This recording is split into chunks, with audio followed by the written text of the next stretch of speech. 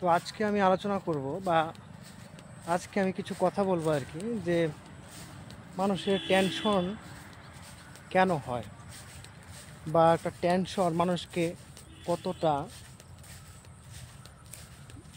কতটা টেনশনে ফেলে আর কি। টেনশন মানুষকে কতটা ইসেতে করে দেয় আর কি, নার্ভাস করে দেয় আর কি টেনশন জিনিসটা। তো সেই জিনিসটা আজকে আমি বলবো যে আমি কখন এই টেনশনে মানে আমারও টেনশন হয় মাঝে মাঝে। তো এখন আগে সামান্য একটা বিষয় নিয়ে অনেক টেনশন করতাম, কিন্তু এখন আর সামান্য বিষয় নিয়ে এত টেনশন আর কি করি না।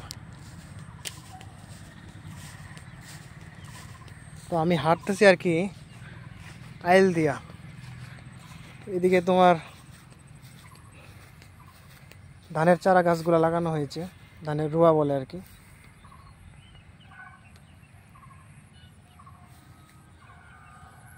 আমি আসছি একদম একটা ফাঁকা জায়গাতে। তো যে কিভাবে মানুষ টেনশন করে আর টেনশন কিভাবে মানুষকে নার্ভাস করে দেয় বা মানুষের শান্তি যে জিনিসটা মানুষকে আর কি অশান্ত করে তোলে। তো একবার আমার পেটের ব্যথা, তল পেটে আর কি। তো পেটের ব্যথা কমে না কমে না কমে না কমে না, তখন আমি গেলাম হাসপাতালে গিয়ে বললাম এই ব্যাপার, পেটের ব্যথা কমতেছে না। তখন ডাক্তার লিখে দিল ওষুধ, খাইলাম 400-500 টাকার মতো ওষুধ খাইলাম পরপর। খাওয়ার পরে কমে না, তখন গেলাম আয়ুর্বেদিক ডাক্তারের কাছে। তখন আয়ুর্বেদিক ডাক্তার দিল কয়েকটা ওষুধ, ওই 100-150 টাকার মতো, কিন্তু তবুও তোমার পেট ব্যথার কমতেছে না। পেট ব্যথা কমতেছে না তো কমতেছেই না। তো এই যে পেট ব্যথার এই বিষয়টা আমি যখন ডাক্তারের কাছে গেছিলাম আর কি, তখন ডাক্তার আমাকে বলল যে তোমার পেট ব্যথা যে হচ্ছে আর কি, তো আমার তল পেটে যেহেতু পেট ব্যথা, তখন বলছে যে আলট্রাসোনোগ্রাফি করতে হবে। তখন আমি আলট্রাসোনোগ্রাফির সম্বন্ধে বেশি একটা আমার জানা ছিল না, তো আমি অল্প স্বল্প জানতাম আর কি আলট্রাসোনোগ্রাফি সম্বন্ধে। তখন আমি গিয়ে আরেকজনকে বললাম যে এই ব্যাপার, হ্যাঁ ডাক্তারের কাছে গেছিলাম, আমার তলপেটে ব্যথা, তো আলট্রাসোনোগ্রাফি লিখে দিছে, কি করতে লাগবে আর কি। তখন তিনি আমাকে বললেন যে যে পেটের মধ্যে যদি পাথর হয়ে থাকে তখন ইসে হবে আর কি, ওই অপারেশন কইরা বা পেট কাইটা তোমার পাথরগুলো আর কি বার করবে। তো এটা শোনার পরে আমার শরীর একদম ঠান্ডা হয়ে যায় আর টেনশন বাড়তে থাকে, যা আসলে এই বয়সে তোমার পেট কাটাকাটির ব্যাপার। তো আমি জিনিসটা ঘটনাটা শুই না নার্ভাস হয়ে গেছি আমার শরীর অশান্ত, মন অশান্ত, কোনো জায়গায় স্থিরভাবে বসে থাকতে পারি না। হ্যাঁ, শান্তি মতো খাওয়া ঘুম সব বন্ধ। কি করি তখন ভাবলাম যে আচ্ছা, যেহেতু কমতেছে না, তাহলে একবার যাই, গিয়া আলট্রাসোনোগ্রাফিটা করেই আসি। তখন মাকে বললাম, মাকে কিন্তু আমি প্রথমে বলছি না, পরে মাকে বললাম যে আলট্রাসোনোগ্রাফি করতে হবে আর কি, আমার পেট ব্যথা মুক্ত। আমি ডাক্তারের কাছে গেছিলাম, পরে তখন মা বললে ঠিক আছে কালকে সকালে চল। তাহলে পরে আমি রাতের বেলা কী করলাম, তখন রাতের বেলা আমি ভাবলাম যে আরেকবার আমার একটা হয়েছিল একটা রোগ, তখন আমি ডাক্তারের ওষুধ খাইছি অনেক, কিন্তু তোমার কমে না। তখন কি করব, তখন গেছিলাম ছানা ডাক্তার আর কি, যশোরাঙ্গা বাজারের ছানা ডাক্তারের কাছে গেছিলাম। তখন ছানা ডাক্তার আমাকে 40 টাকার ওষুধ দিছিল আর কি। সেই 40 টাকার ওষুধ খায় আমার রোগটা সেরে গেছিলো। তো ভাবলাম যে একবার ছানা ডাক্তারের কাছে যাই, গিয়ে ঘটনাটা বলি, দেখি আরেকবার চিকিৎসা করে কি হয়। তখন গেলাম ছানা ডাক্তারের কাছে, গিয়ে বললাম, তখন তিনি বললেন যে এটা গ্যাসের জন্য হয়। তখন তিনি আবার ওই 30 টাকার মতো আর কি ওষুধ দিয়ে দিলেন, যে এটা তুমি খাওয়ার পরে যখন আমি খাওয়ার পরে আমি যে মনে করো রাতে ঘুমানোর আগে ভাতটাত তোমার খাইছিলাম আর কি ঘুমানোর আগে। তো খাওয়ার পরদিন সকাল যখন হইলো, দেখি আমার পেট ব্যথা একদম সেরে গেছে। তো এই যে একটা ব্যাপার, যে একটা রোগ নিয়ে আর কি, যে এত টেনশন আর কি। তো আসলে রোগটা এত জটিল না আর কি। তো রোগটা যে কিসের থেকে হইতাছে আর কি, পেট ব্যথাটা, এটা মানে ধরতেই পারতেছে না অনেকে। তো ছানা ডাক্তার হচ্ছে তোমার একজন বয়স্ক ডাক্তার, ঠিক আছে, ওনার অনেক অভিজ্ঞতা আছে। তো ওনার ওষুধের কারণে, মানে উনি যে ওষুধটা দিলেন আর কি, এতে আমি চিন্তামুক্ত হয়েছি আর আমার টেনশন ফ্রি আর কি। আমার খাওয়া ঘুমটুম একদম সব চলে গেছিলো গা। তো এই হলো একটা টেনশনের জিনিসটা আর কি দূর হয়েছিল। আরেকবার হয়েছিল, আরেকবার মানে কি অনেক, আমি যখন নাকি তোমার আমার যখন বয়স 18-19 বছর, তখন তখন মার মাঝে আমার মায়ের আর কি, তো মাথা ব্যথা আর কি, মাথা ব্যথা ওষুধ না খাইলে তোমার মাথা ব্যথা কমে না, ভালো কথা। তখন একদম জ্বর আইসা পড়ে, তখন আমি ওষুধ আইনা দিলাম, মাথা ব্যথার ওষুধ।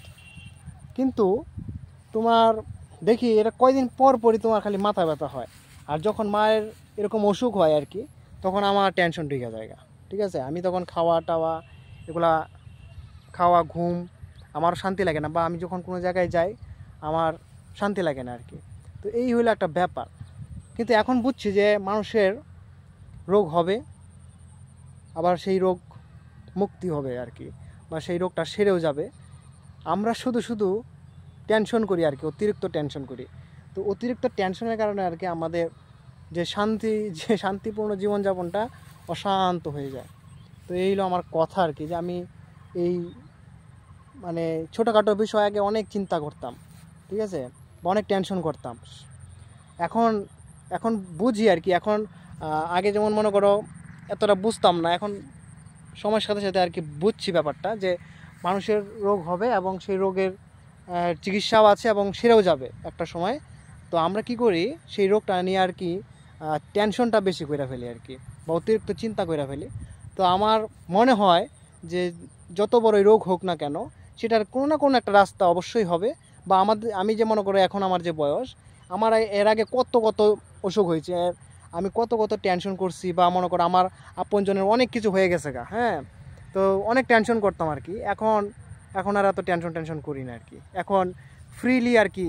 তবু মাঝে মাঝে টেনশন হয়। তো আমাদেরও তো মনে করো, আমরা তো আর যন্ত্র না যে টেনশন হবে না।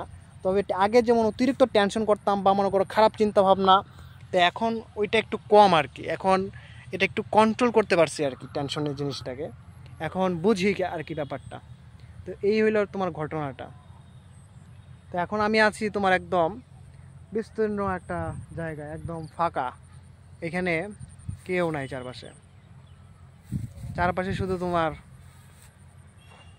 ধান গাছ আর কি, ধান হয় নাই, রোয়াগুলো আর কি লাগাইছে, সুন্দর চারপাশ। তো আমি যখন আর কি এদিকে আসতেছিলাম, তখন সূর্য ডুবে গেছে আর কি। চারপাশে তোমার সুন্দর পাখি উড়ে যেতেছে, হাওয়া আছে আবার হালকা হালকা, সুন্দর ধান ক্ষেত। যখন বড় হবে তখন চারপাশটা একদম খুব সুন্দর দেখাবে। এখন ছোট ছোট তো এখনও সুন্দর দেখা যায়, তবে যখন নাকি তোমার ধান গাছগুলো একটু বড় হবে, তখন তোমার চারপাশটা একদম সবুজ গাছে ভরে যাবে গা, তখন একবারে সুন্দর লাগবে দেখতে আর কি, সুন্দর হাওয়া।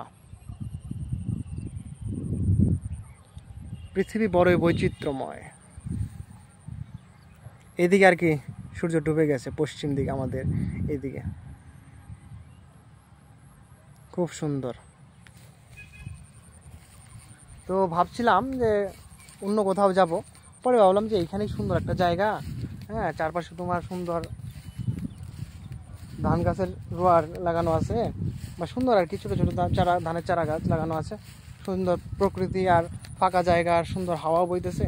তো এখান থেকে ঘুরে আসি আর কি, তার জন্য মূলত আর কি সাইকেলটা রাখছি। সাইকেলটা আমার আছে ওই দূরে, অনেক দূরে রেখে আসছি, ওই যে ওটা হচ্ছে তোমার মেন রোড আর কি। মেন রোড মানে এরকম মানে রাস্তা আর কি। আর তোমার এটা হচ্ছে তোমার শামুকতলা এদিকে যায়, ঠিক আছে। তো আমি একটু দূরে আসলাম আর কি, যেন কোনো নয়েজ না থাকে আর কি, একদম চুপচাপ শান্ত নিরিবিলি, খুব সুন্দর চারপাশ। তো আরেকদিন আসবো, যেদিন তোমার একদম চারপাশ একদম সবুজ, সবুজের অভাব ভরে যাবে আর কি, মানে সবুজ যখন পুরো ধান গাছগুলো যখন বড় হয়ে যাবে আর কি, তখন আসবো। দেখুন দুই রকমের, এদিকে হচ্ছে তোমার ঘন ঘন, আবার এদিকে তোমার পাতলা। এটা মনে হয় অন্য ধান, আর এটা মনে হয় অন্য ধান, আমার ঠিক জানা নাই আর কি। তো এরকম আর কি, একটা তোমার ধান গাছ আছে তোমার একদম ঘন সবুজ, আর একটা তোমার একটু হলুদ হলুদ টাইপের, দুই রকম আর কি দুই দিকে। তো কোনটা কোনটা কোন ধান এটা আমার ঠিক জানা নাই, তবে দেখতে ভালো লাগতেছে আর কি। একটা তোমার আছে সোজা সোজা সোজা, একটু হালকা পাকা, এটা বেশ, এটা একদম বেশি তির্যক হবে আর কি। তো আমি হাইট আর কি যাইতেছিলাম, এর আগে আসতে পারি নাই, ভাবছিলাম এর আগে আসবো, কিন্তু তোমার তখন আইলগুলোতে তোমার কাদা কাদা ছিল, তখন এগুলো লাগাইছে, এই জন্য তখন আর আসা সম্ভব হয় নাই। এই জন্য আর কি আজকে আসলাম, আজকে তোমার কাদাগুলো শুকায় গেছে, তো মানে হাইটে আসা যায় আর কি, আর পুরা কাদা ছিল তখন।